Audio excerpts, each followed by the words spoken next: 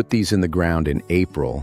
By the time summer arrives, your yard will look like a landscape designer walked through it. Close your eyes and imagine this. It is the heart of summer. You walk out the back door, a warm cup in your hand, and everything around you is already thriving. Colors spilling in every direction, bees buzzing from flower to flower, hummingbirds darting and hovering just inches away. Your garden feels abundant, alive, and looks like it cost a small fortune to put together. But here is the honest truth behind all of it. You did not spend the entire growing season bent over your beds. You did not drag a hose around every single morning. You did not start over from scratch each spring. You made one intelligent choice back in April, and the right plants carried the rest entirely on their own. That is precisely what fast-spreading perennials bring to the table. They move into empty ground without being prompted. They multiply season after season, all by themselves. They return each year, stronger, wider, more breathtaking than the year before. And timing is not a suggestion, it is everything. April is the window that matters, not May, not whenever life slows down enough for you to get to it. April, because what you put in the soil right now is what explodes into something extraordinary by July. 9 plants, 1 single month, and a yard that looks like a completely different place, with far less labor and far less money than you ever imagined it would take. Stay with me, because I am going to walk you through exactly which ones to choose and precisely how to get them in the ground.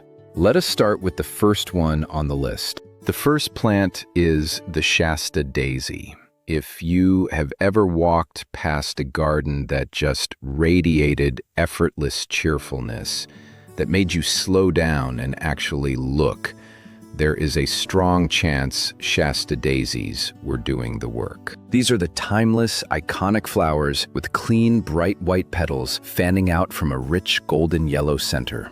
They are the kind of plant that draws people in without apology. But beyond how beautiful they are, what makes Shasta Daisies genuinely ideal for April planting is the way they grow and expand.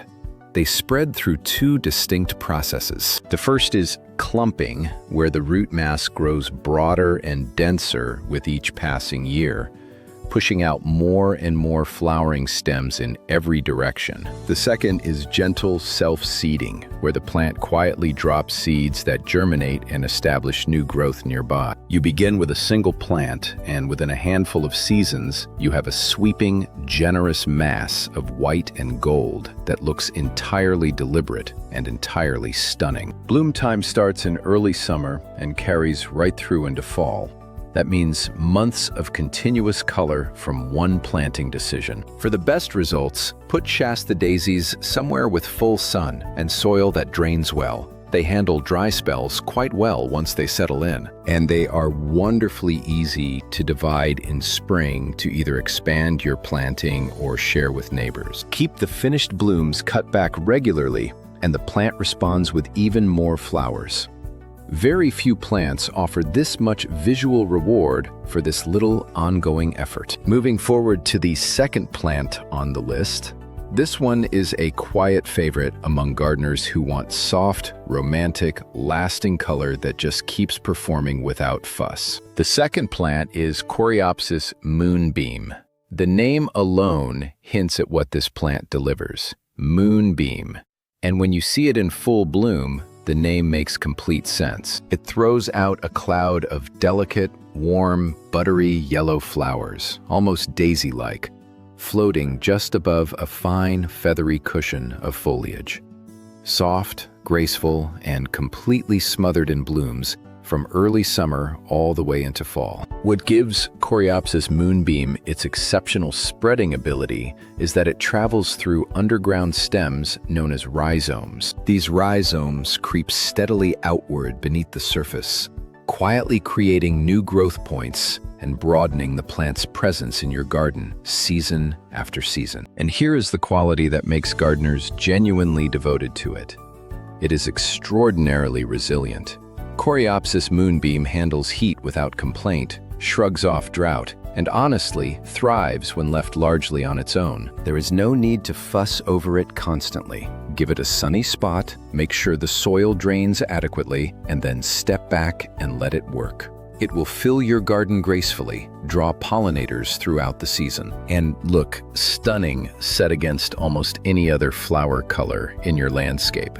If you have a hot and dry corner where most things struggle and eventually give up, Coreopsis Moonbeam is the answer you have been looking for. The third plant on the list is one that is dramatically underused in most home gardens, and that changes today. The third plant is Salvia May Night. This plant is pure drama. Elegant, architectural, visually striking drama. It sends up tall, upright spikes covered in the most intensely saturated, deep violet-blue flowers you are likely to encounter in any garden, rising above a base of dark, aromatic leaves. The color is so deep and rich, it almost reads as unreal. And from a design perspective, those strong vertical spikes create remarkable contrast when positioned beside mounding or spreading plants. But what truly sets Salvia May Night apart beyond pure aesthetics is its toughness. It is among the most resilient perennials available. Once established, it handles drought with ease and manages heat extremely well. Deer tend to give it a wide berth because of its aromatic foliage, and pollinators are completely devoted to it. Bees and butterflies converge on those flower spikes in impressive numbers, which lifts the health and productivity of everything else growing nearby. Salvia May Night typically opens in late spring and continues well into summer, and cutting it back after the first flowering flush frequently triggers a beautiful second bloom. Plant it in full sun with well-drained soil and give it enough space to breathe and develop properly. This is a plant that earns its place in the garden every season, without exception.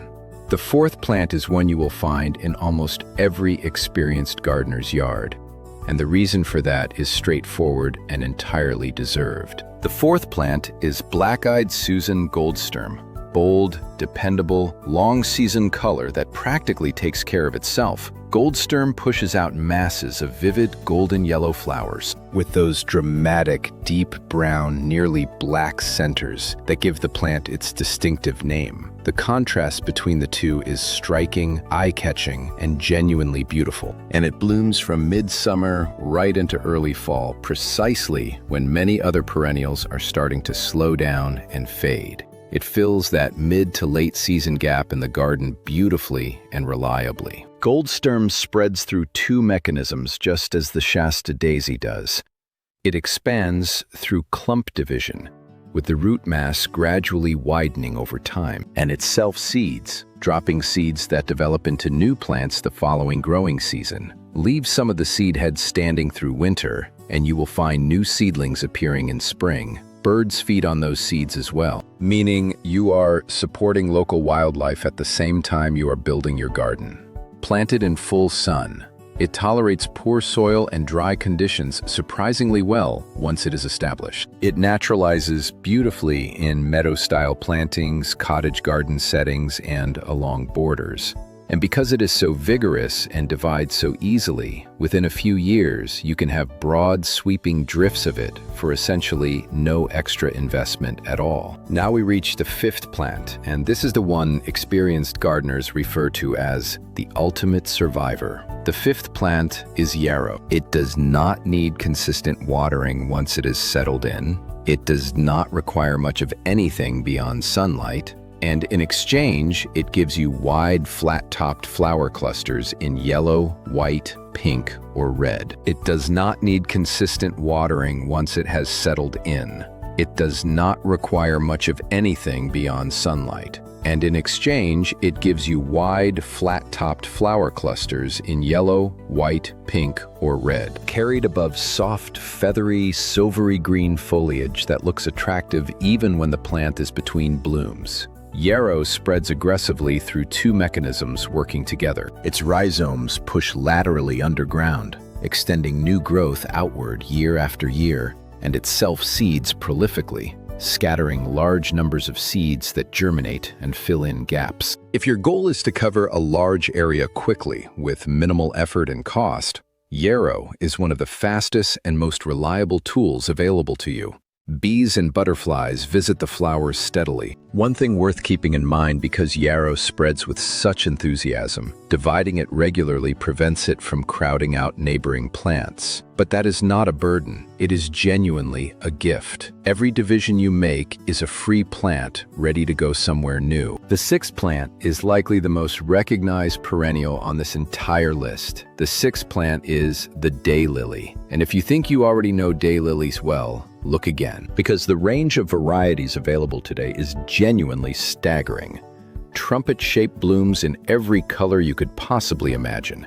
Deep burgundy, soft peachy tones, vivid orange, pale buttery lemon, rich purple, intense red, creamy white. The flowering season is extraordinary when you plan it thoughtfully. Waves of blooms, from early summer all the way through to mid-fall, particularly when you combine early, mid-season, and late-blooming varieties. Each individual flower opens for a single day only, which is the origin of the name, but each plant produces such an abundance of buds on so many stems that the display never feels depleted. There is always something fresh and new opening. Daylilies spread through their tuberous root systems, which expand outward steadily and generate new fans of foliage with each growing season. Established clumps grow larger and larger and can eventually be divided. A single modest clump planted in April can develop into a substantial flowering mass within just 2 to 3 growing seasons. Put them in full sun to partial shade. Give them decent soil and moisture. Remarkably tough, resistant to most pests, and drought-tolerant once established. For sheer range of color and consistent low-maintenance performance, daylilies are in a category of their own. The seventh plant receives far less recognition than it genuinely deserves. The seventh plant is Catmint Walker's Low. Do not be misled by the name. Walker's Low is not low in any meaningful sense. It is actually one of the highest performing and most versatile perennials you can put in your garden. It produces a generous abundance of soft lavender blue flowers above aromatic silvery green foliage that releases a pleasant scent whenever you brush against it. It begins blooming in late spring and carries right through midsummer. Cutting it back after that first generous flush of flowers frequently sends up a second wave of blooms in late summer and continuing into fall. From a design standpoint, Catmint Walker's Low brings exceptional versatility. It works beautifully as an edging plant along pathways and borders, where its mounding, softly arching habit rounds off sharp edges naturally and gracefully. It pairs with almost everything. Roses, ornamental grasses, and bold architectural plants all benefit from its company. Drought-tolerant by nature, which makes it ideal for water-conscious gardens, deer tend to avoid it consistently. Pollinators, especially bees, are drawn to it in remarkable numbers. It spreads steadily through clump expansion, filling in its designated area reliably over time without ever becoming invasive or problematic. This is a plant that gives back generously for a very small investment of time, effort, and money. The eighth plant offers something to the garden that very few perennials can genuinely claim. The eighth plant is garden phlox, and what garden phlox brings is fragrance, deep, rich, intoxicating fragrance from large, dome-shaped flower clusters in shades of pink, purple, red, and white. When garden phlox is in full bloom, you will frequently catch the scent. Those flower clusters are impressive in their scale, sometimes reaching 6 inches or more across, packed with individual florets that together create a visual presence that is genuinely hard to match. Garden phlox blooms in mid to late summer, making it an essential performer in the garden at exactly the point when you need something strong to carry the display forward. It spreads by pushing outward from the central crown, gradually claiming more and more space. In favorable conditions, with consistent moisture and good air circulation, it can expand quite substantially over several growing seasons. One thing worth noting: garden phlox can be vulnerable to powdery mildew. The approach is simple and effective. Choose varieties bred for mildew resistance. Position them in spots with good airflow around the foliage. Water at the base of the plant rather than from above. Follow those steps and you will enjoy years of spectacular, fragrant blooms with very little trouble. It also works beautifully as a cut flower, which means you can bring that extraordinary fragrance indoors as well. For a garden that engages more than just the eyes, garden phlox is not optional. That brings us to the 9th and final plant, saved for last because it achieves something none of the other 8 can quite replicate in the same way. The 9th plant is bee balm. And what makes bee balm genuinely remarkable goes beyond its flowers, though those are spectacular in their own right. Vivid, spiky, tubular blooms in blazing red, soft pink, deep purple, and bright white that look unlike anything else. But what makes bee balm truly extraordinary is what it draws to your space. Hummingbirds. The tubular shape of the flowers is perfectly engineered for hummingbird feeding, and those tiny, jewel-like birds will return to your garden again and again, meaning it can fill a large area in a relatively short time. That is both its greatest strength and something worth monitoring. To keep it well contained, divide it every 2 to 3 years. To naturalize a larger open area, give it space and freedom and let it move, meaning it can fill a large area in a relatively short time. That is both its greatest strength and something worth monitoring. To keep it well contained, divide it every 2 to 3 years. To naturalize a larger open area, give it space and freedom and let it move. Plant it in full sun to partial shade with consistent moisture. It appreciates more water than some of the other plants on this list, but in return, it delivers one of the most dynamic, wildlife-rich, visually alive experiences your garden can possibly offer. When a hummingbird hangs suspended at your bee balm on a quiet summer morning, you will know without any doubt exactly why this plant belongs at the end of this list. So there you have it. 9 fast-spreading perennials to put in the ground this April and build a garden that fills in naturally, delivers color and fragrance, and attracts wildlife of every kind throughout the entire season, year after year, without starting over.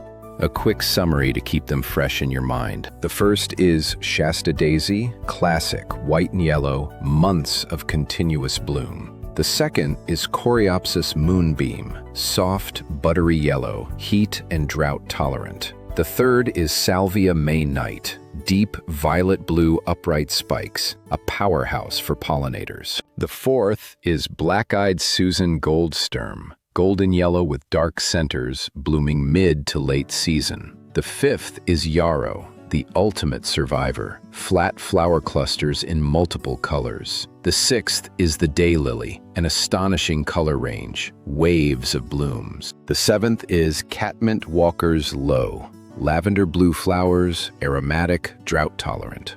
The eighth is Garden Phlox, large fragrant clusters, mid to late summer.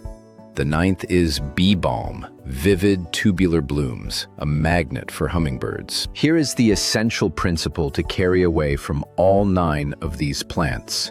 April is the ideal window because the soil is warming and building energy, but the intense, punishing heat of summer has not yet descended. That combination gives newly planted perennials exactly the conditions they need to develop strong, deep root systems before stress arrives. Roots that establish themselves in cool, moist spring soil are dramatically more resilient and capable than roots struggling to take hold in dry summer heat. Getting these 9 plants in the ground in April gives them an advantage that pays off in real, tangible ways for years to come.